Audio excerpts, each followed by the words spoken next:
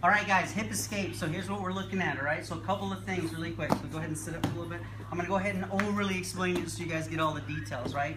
So a lot of times when your partner is mounted on you, right? Miss Sarah's doing a good job right now of keeping good pressure down, right? Some people will apply a little bit of pressure on your body. Not a lot of a squeeze, but some squeeze with their legs, right? And so being able to get the elbow in sometimes is difficult. Does that make sense? But we're going for a hip escape, so we have to be able to do that. Now, I've got Miss Sarah sitting up right now so you can see what I'm going to do with my elbow to get it in, right? And then I'll show you how it looks like when she's actually mounted properly, right? So what I'm going to have to do if I can't squeeze my elbow in is I got to shift my body over to the side. When I shift my body over to the side, I glue my elbow to my ribs. Then I insert. Now it's there. Does that make sense? Yes, sir. It's where it's supposed to be. I create my frame, right? That's what I'm doing.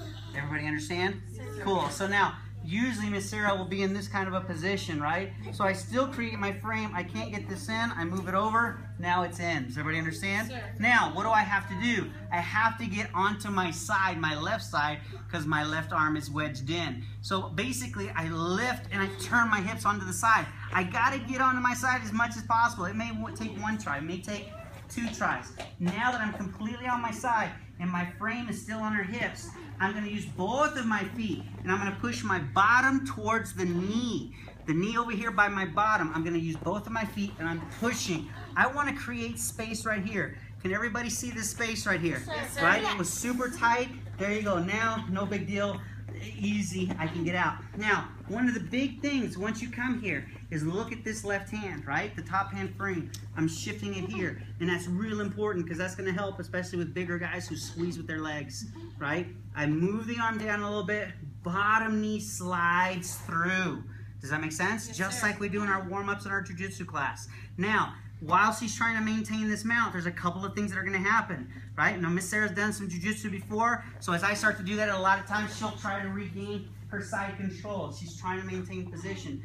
But if she's over here and she's not a jiu-jitsu player, right? At this point, it's going to feel kind of awkward to her. Does that make sense? Right? She doesn't necessarily know how to move, but she's going to want to try to maintain a position, right? Because she's going to be heavy on me. So what I'm going to do is I'm still going to clip it here. I'm going to put weight in this left leg, lifting my hips and rotating out. My bottom leg now hooks. Does that make sense, guys? This arm is kind of bumping her forward, and I'm trying to get onto my side. Now, if her leg is close to me over here, if her leg is close to me on this side, I want to use my hand, the palm, to kind of push, right? I'm pushing on the knee, I'm going up with this arm, and I'm using this leg. This is the important leg to kind of rock me up.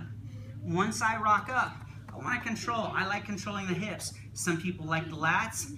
I don't like this high position here, right? Lats is good. Hip bone is really important. Chest is down, right? Very important. Why? Because if I turn sideways and my chest is 90 degrees to her, she can merely pull and take the better position on me, flatten me out, and start to pass. When I put my chest down, it also adjusts my elbow, right? Very hard for her to win at this position. Does everybody understand? Sir. Cool. Thank you.